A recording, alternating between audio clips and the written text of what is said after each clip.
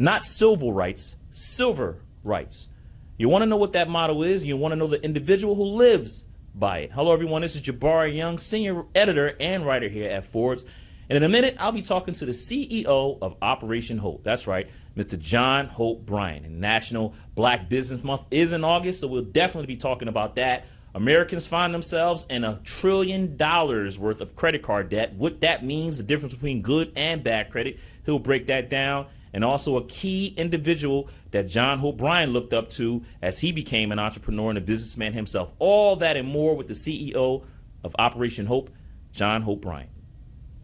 I feel like I know a lot of the conversation because we had it just in Alabama a couple of weeks ago when me and you first got a chance to shake hands. So you had a quote that I kept hearing, and I'm going to start it with this, right? To live in a system of free enterprise and not to understand the rules of free enterprise must be the very definition of slavery. That's a quote by Andrew Young, one of your mentors. And I felt like it was the perfect way to start off this conversation with you because that means a lot to you, Mr. John Hope Bryant.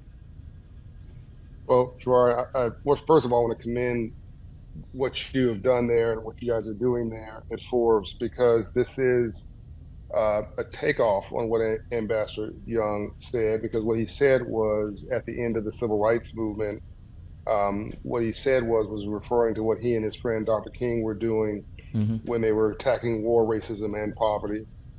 Even the March on Washington was really about money. I'm here to cash a check, mark insufficient or non-sufficient funds.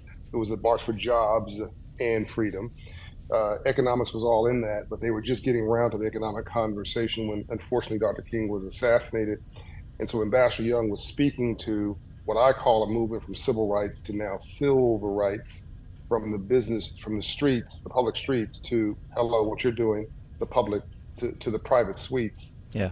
And that's why when I met you, that's why I was so inspired and hopeful, because this would suggest that there is a shift where the new color is green, right?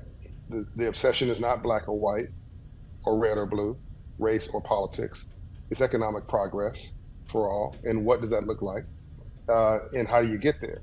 Because then we've got to decide as a country, are we better together? Which is a question we've been asking and successfully asking as a country, for at least the last 100 years or so.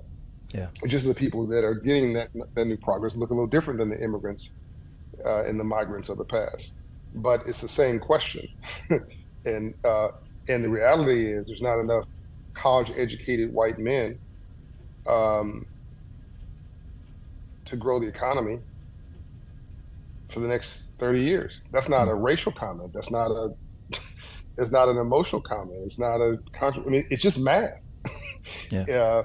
You need all of us. The economy needs all of us to grow. And I think specifically it needs African Americans to be part of this economic process of uplift. And that's why, again, I think that what Ambassador Young said and what you're doing ties together, because I believe we're sitting right now in a moment in history. This right now is a moment in history. It's just that history does not feel historic when you're sitting in it. It just feels like another day. Yeah. Third Reconstruction, you said, right? This is the third Reconstruction. Yes. Yeah. From 2020 to 2030. And the first Reconstruction was after Civil War. That's the march toward literally freedom from slavery. The second Reconstruction was the Civil Rights Movement, for which Andrew Young and Dr. King, were paramount, along with, by the way, a lot of bad women, a lot of amazing women, part of that work as well, who don't get the credit they deserve. But that was about access, right? That was cashing the check, getting the job, being able to get to the polling station and the voting booth. Access. And now this is about writing the check, not just cashing it. Yeah. Right. This is from streets to suites. This is about opportunity for all. This is economic uplift. This is in my opinion, punching the ticket on Wall Street. This is what Reginald Lewis really teed up as the Dr. King of Wall Street. Reginald Lewis, who did that first $1 billion deal in 1985-ish. Yeah. He graced the Forbes cover. He was on Forbes cover. There you go. Yeah. Exactly right. Yeah.